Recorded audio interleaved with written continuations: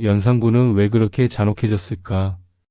그 답은 단 한 사람의 죽음에서 시작됩니다. 조선 역사상 가장 폭군으로 기록된 왕 연산군. 그러나 그는 태어날 때부터 괴물이 아니었습니다. 그의 어머니는 한때 왕비였고 왕의 명으로 쫓겨나 사약을 받은 여인 패비 유씨였습니다. 1455년 하만 유씨 가문에서 태어난 한 여자아이. 가난한 집안에서 태어난 그녀는 왕의 사랑을 받아 왕비의 자리에 올랐지만 그 사랑은 곧 두려움으로 바뀌었습니다. 왕은 그녀를 폐위했고 궁은 그녀의 이름을 지웠으며 역사는 그녀를 침묵시켰습니다. 27. 왕비에게 허락된 마지막 나이. 그녀의 죽음은 조용했지만 그 침묵은 훗날 조선을 피로 물들입니다. 어머니의 존재를 숨긴 채 자란 한 왕자. 진실을 알게 된 순간 그는 왕이 되었고 조선은 피할 수 없는 복수의 시대로 들어섭니다. 갑자사와 한 여인의 억울한 죽음이 어떻게 나라 전체의 참극으로 변했는가? 지금부터 시작됩니다. 폭군을 만든 역사, 그리고 그 모든 비극의 중심에 있었던 여인 패비 윤씨의 이야기. 윤씨는 고려시대 명장 윤관 장군의 직계 후손으로 하만 유씨 가문의 딸이었습니다. 그녀의 아버지 윤기견은 지편전 학자 출신으로 세종실록과 고려사 편찬에 참여한 학식 있는 인물이었습니다. 외가 쪽으로는 명신 신숙주가 어머니의 사촌 오빠였으니 혈통만 놓고 보면 결코 미천하지 않았습니다. 하지만 유씨가 어렸을 때 아버지 윤기견이 일찍 세상을 떠나면서 집안 형편은 급격히 기울었습니다. 당시 기록을 보면 유씨는 어린 나이에도 불구하고 반포를 짜서 파라호르모니를 봉양했다고 합니다. 길거리의 아이들과 동네 아낙네들은 저 가난한 집딸이 드디어 입궁하게 되었으니 팔자가 좋아진 것이 어찌 우연이겠는가라고 말했다고 전해집니다. 1473년 18살의 유씨에게 운명의 전환점이 찾아왔습니다. 당시 성종의 정비였던 공예왕후 한씨는 몸이 약했고 혼인 후 6년 가까이 아이가 없었습니다. 신하들이 후궁을 들릴 것을 청했고 윤씨는 첫 번째 후궁으로 간택되어 수기로 책봉되었습니다. 이때 윤씨는 어떤 모습이었을까요? 성종실록의 기록을 보면 그녀에 대한 평가가 매우 긍정적이었습니다. 윤씨가 평소에 허름한 옷을 입고 검소함을 숭상하며 일마다 정성과 조심성으로 대하였으니 대사를 위축할 만하다. 왕비 책봉 당시 반포된 교서에는 이런 문구도 있습니다. 수계 윤씨는 성품이 부드럽고 아름다우며 마음가짐도 깊고 고와서 효성은 세대비를 움직이고 공손하고 검소한 몸가짐은 왕을 뽑히라는 자리에 진실로 으뜸으로써 마땅하다. 1476년 공예왕후가 승하하고 3년상이 끝난 후 성종은 별도로 중전을 간택하지 않고 후궁 유씨를 왕비로 책봉했습니다. 당시 유씨는 임신 중이었고 왕의 총애를 받고 있었습니다. 무엇보다 원경왕후의 경우처럼 외척이 발호할 염려가 없었던 것도 큰 이유였습니다. 아버지가 일찍 세상을 떠나 친정의 세력이 미약했기 때문입니다. 윤씨가 왕비 책봉 소식을 듣고 한 말은 그녀의 겸손함을 잘 보여줍니다. 저는 본디덕이 없으며 과부의 집에서 자라나 보고 들은 것이 없으므로 주상이 거룩하고 영명한 덕에 누를 끼칠까 몹시 두렵습니다. 성종은 이 말을 듣고 더욱 그녀를 현숙하게 여겼다고 합니다. 그리고 1476년 12월 윤씨는 왕실이 고대하던 아들을 낳았습니다. 왕의 척장자 즉 원자였습니다. 그 아이가 바로 훗날의 연산군입니다. 이제 윤씨는 왕비자 원자의 어머니로서 조선 왕실에서 가장 중요한 여인이 되었습니다. 만약 이 상태가 계속되었다면 그녀는 아들이 왕위에 오른 후 대비가 되어 편안한 노년을 보냈을 것입니다. 하지만 운명은 그녀에게 너무나 잔인했습니다. 왕비가 된 지 1년도 채 되지 않아 윤씨의 행동에 이상한 변화가 나타나기 시작했습니다. 1477년 성종은 왕비의 방에서 놀라운 것들을 발견했습니다. 주술을 써놓은 방향서와 비상이 묻은 곶감이었습니다. 격분한 성종은 즉시 윤씨를 폐위하려 했습니다. 하지만 신하들의 간곡한 반대에 부딪혔습니다. 원자가 있는데 그 친모인 중전을 폐위하는 것은 안 된다는 것, 그리고 빈으로 강등하면 추후 잘못을 뉘우쳐도 보기가 불가능하다는 것이 대다수 신하들의 의견이었습니다. 결국 성종은 비상을 반입한 나인 3월을 교수형에 처하고 윤씨의 친정어머니 신씨의 자기를 빼앗는 것으로 사건을 마무리했습니다. 하지만 부부관계는 이미 돌이킬 수 없을 정도로 파탄났습니다. 놀라운 것은 이런 상황에서도 윤씨가 1479년에 두 번째 아들을 낳았다는 것입니다. 하지만 이 아들은 태어난 지 얼마 되지 않아 요절하고 맙니다. 그리고 같은 해 성종은 대부분 신하들의 만류를 무릅쓰고 윤씨를 끝내 폐위했습니다. 역시 이번에도 신하들은 반대했지만 왕의 의지는 확고했습니다.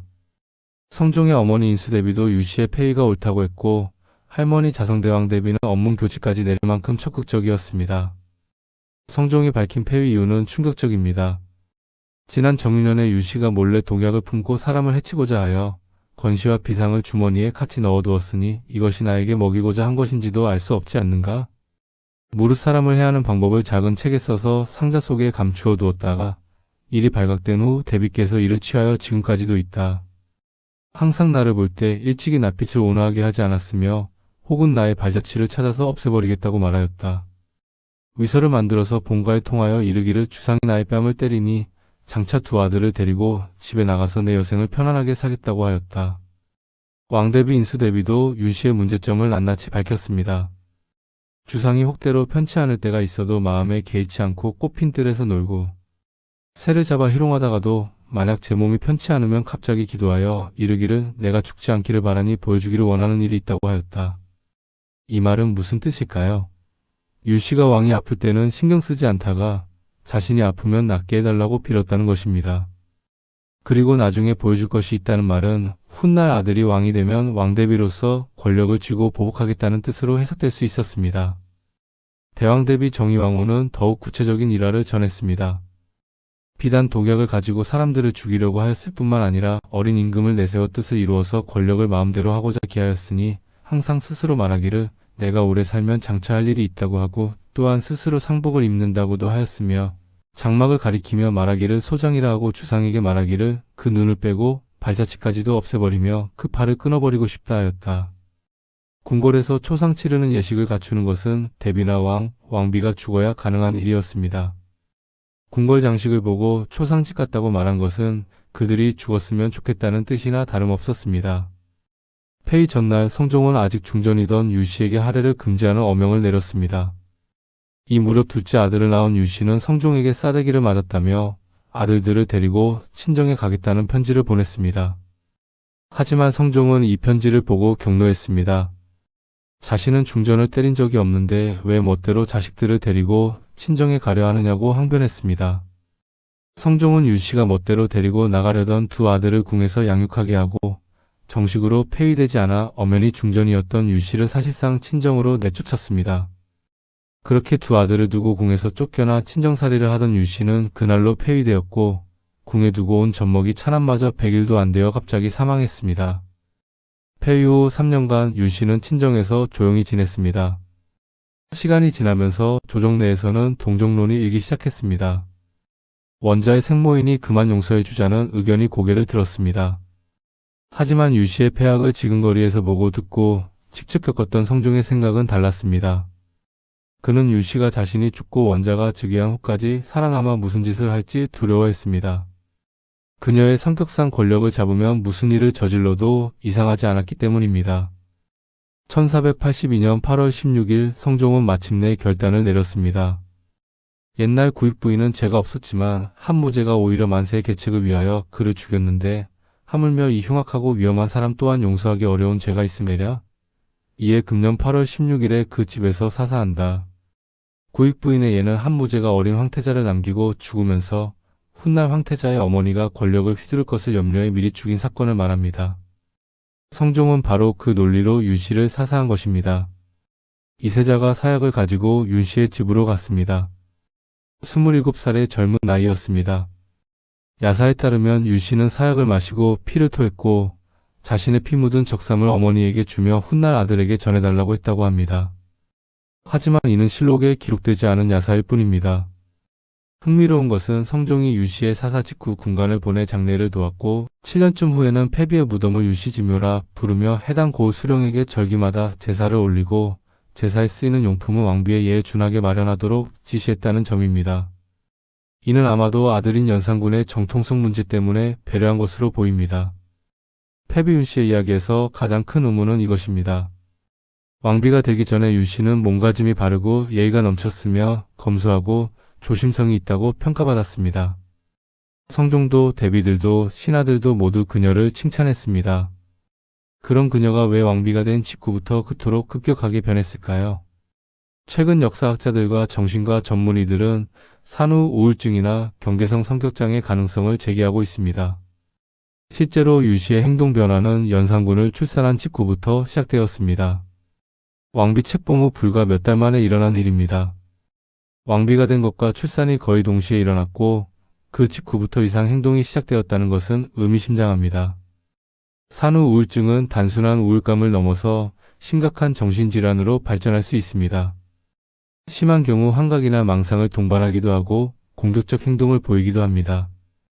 현대에도 적절한 치료를 받지 못하면 비극적 결과로 이어지는 경우가 많습니다. 하물며 15세기 조선에서는 이런 증상을 이해할 방법조차 없었습니다. 더 구체적으로는 경계성 성격장애의 가능성도 제기됩니다. 윤 씨가 보인 증상들을 살펴보면 첫째, 극심한 감정 기복입니다. 어느 순간에는 온순하고 예의 바르다가도 갑자기 폭언을 퍼붓고 공격적으로 변했습니다.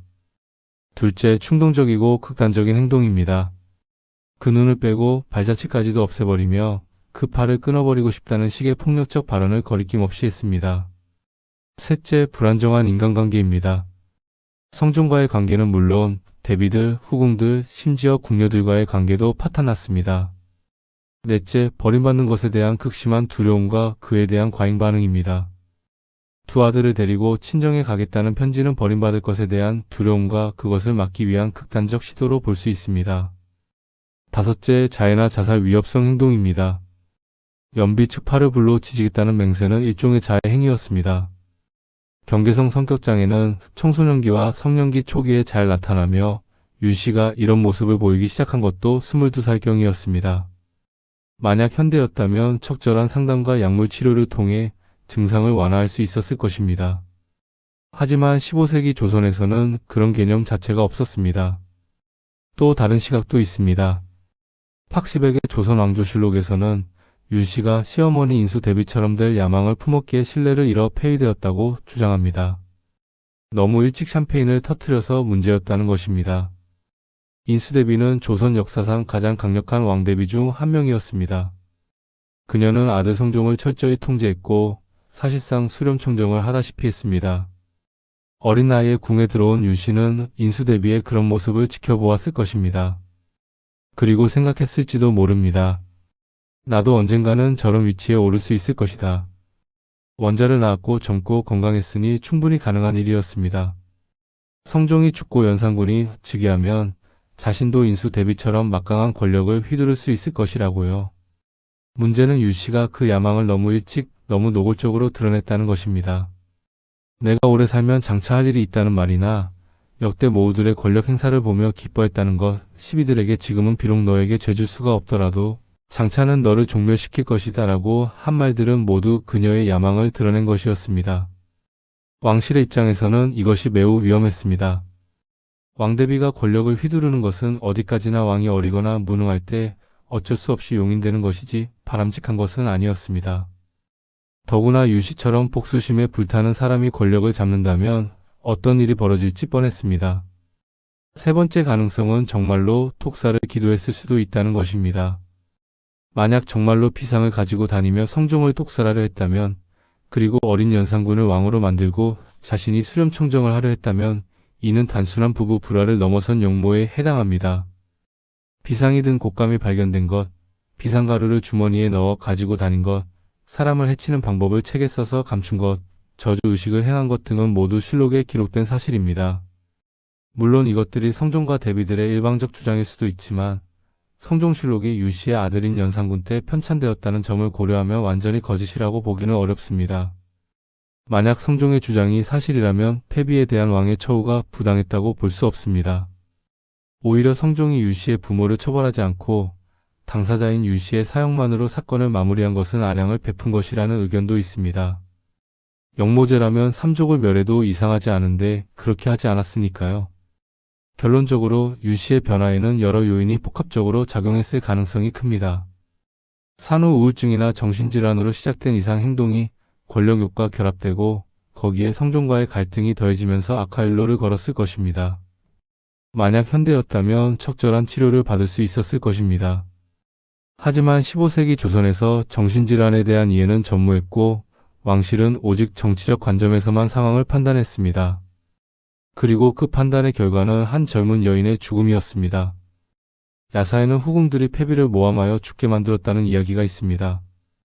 실제로 연산군은 이 이유를 들어 정숙용과 엄숙이를 죽이고 시신을 찢어 젓갈로 담가버렸습니다. 하지만 이는 근거가 희박합니다. 정사에 의하면 오히려 패비가 정숙용과 엄숙이가 자신을 쫓아내려 한다는 언문투서를 만들었다가 성종에게 발각되어 자작극으로 밝혀졌습니다. 조선 왕조에서 왕비의 지위는 절대적이었습니다.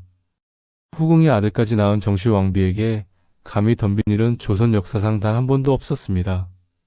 왕손이 줄어들기 시작하는 조선 후기 숙종의 유일한 원자를 낳았고 이미 인현 왕후에게 회초리를 맞았던 희빈장 씨조차 겉으로는 정실 부인인 인현 왕후에게 고분고분하게 굴었습니다.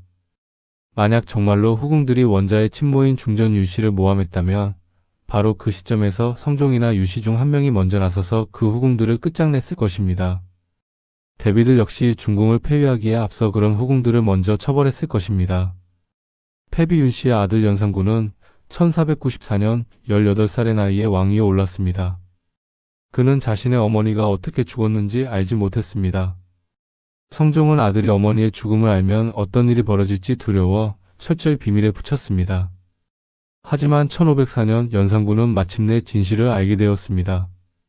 야사에 따르면 외할머니 신씨가 피 묻은 적삼을 보여주며 모든 것을 말했다고 하지만 이 역시 확실하지 않습니다. 진실을 알게 된 연산군은 분노했습니다. 그의 갑자사화가 일어났습니다. 어머니의 폐위와 사사에 관여했던 신하들이 대거 숙청되었습니다. 윤필상, 이세자, 권오복, 성준, 한치영, 이파, 김경필, 조지서 등이 죽임을 당했습니다. 연산군은 어머니를 재현왕후로 추존하고 묘를 회릉으로 격상시켰습니다. 하지만 그의 복수는 여기서 그치지 않았습니다. 그는 점점 더 잔혹해졌고 폭정을 일삼았습니다. 1506년 중종 반정이 일어났습니다. 연산군은 폐위되었고 어머니 윤씨의 추존도 취소되었습니다. 회릉은 다시 회묘로 강등되었습니다. 하지만 반정 세력들은 무덤 자체는 파괴하지 않았습니다. 무덤을 잘못 건드리면 동친한다는 미신 때문이었다고도 하고 일말의 동정심 때문이었다고도 합니다. 패비 윤씨에 대한 평가는 극명하게 갈립니다. 첫 번째 평가는 제명을 재촉한 어리석은 인물이라는 것입니다. 왕비의 자리에 있으면서 왕을 독살하려 하고 시어른들에게 불손하며 폭수를 다짐하는 등 도를 넘은 행동을 했다는 것입니다. 만약 가만히 있었다면 아들이 무사히 왕위에 오르고 자신도 왕실의 최고 어른인 대비가 되어 편안하게 호강할 수 있었을 터인데 스스로 그 길을 버렸다는 평가입니다. 두 번째 평가는 과거의 부조리와 왕실의 권력 다툼 속에서 희생된 비운의 인물이라는 것입니다. 산후 우울증이나 정신질환으로 고통받았지만 적절한 치료를 받지 못했고 시어머니와 후궁들의 모함으로 억울하게 죽었다는 시각입니다. 하지만 이 두 번째 평가는 야사에 지나치게 의존하여 신빙성이 떨어집니다. 성종실록은 비록 사림 출신 사관들의 입김이 강했지만 윤씨의 아들인 연산군 때 편찬되었습니다. 만약 윤씨가 정말로 억울하게 죽었다면 연산군은 당연히 실록 편찬 과정에서 그 사실을 바로잡으려 했을 것입니다. 세 번째 평가는 정신질환으로 고통받았지만 당시 의학 수준으로는 이를 이해하고 치료할 수 없었던 비극적 인물이라는 것입니다. 이는 가장 균형 잡힌 시각으로 보입니다. 패비 윤씨의 무덤인 회묘는 현재 경기도 고양시 서삼릉 경내에 있습니다. 원래는 서울 동대문구 회기동 경희대학교 안에 있었으나 1969년에 현재 위치로 이장되었습니다. 회기동이라는 지명이 바로 회묘에서 유래한 것입니다. 중종 반정으로 패비 윤씨의 추존이 취소되었지만 반정 세력들은 무덤에는 손을 대지 않았습니다. 그래서 연산군에 의해 왕비의 예로 단장된 모습이 그대로 남아 있습니다. 현재 회묘는 비공개 능력이지만 매월 마지막 주 토요일 오전 10시에 안내자의 인솔하에 관람할 수 있습니다. 패비의 사사와 관련된 야사도 전해집니다. 성종 때의 재상 허종과 허침 형제가 패비에게 사약을 내리기 위한 어전회의에 참석하라는 명을 받았는데 궁궐로 가던 중 누나의 집에 들렀습니다. 누나가 만약 어느 양반집 주인이 종들과 상의하여 부인을 내쫓았는데 훗날 그의 아들이 주인이 된다면 그 종들은 과연 어떻게 될까? 라고 물었습니다. 그 말의 뜻을 이해한 형제는 어느 다리에서 일부러 말에서 굴러떨어져 낙상을 핑계로 어전회의에 참석하지 않았습니다. 훗날 연산군이 갑자사화를 일으킬 때 당시 어전회의에 참석하지 않았던 허종과 허침 형제는 숙청을 피했다고 합니다. 그 다리는 종친교라 불리게 되었다고 합니다. 실제로 허침이 윤씨의 패비를 반대했음은 사실입니다. 허침은 연산군의 세자 시절 스승이었는데 세자가 공부를 게을리해도 자상하게 타일렀기에 연산군이 매우 좋아했습니다. 갑자사화에서 허종과 허침 형제가 모두 숙청을 피한 것은 사실이지만 공식적인 사유는 두 형제의 할머니 장례 때문이었습니다. 패비 윤씨의 이야기는 우리에게 많은 질문을 남깁니다. 만약 윤씨가 정신질환을 앓고 있었다면 그것은 그녀의 잘못일까요? 15세기 조선에서 정신질환을 이해하고 치료할 방법이 있었을까요? 만약 성종이 좀 더 인내심을 가지고 기다렸다면 어땠을까요? 윤씨가 회복될 가능성은 없었을까요? 만약 윤씨가 살아남았다면 연산군은 폭군이 되지 않았을까요? 아니면 어머니의 영향으로 더 나쁜 왕이 되었을까요? 이 질문들에 대한 확실한 답은 없습니다. 우리가 확실히 알 수 있는 것은 한 여인의 비극적인 삶과 그것이 불러온 더 큰 비극뿐입니다.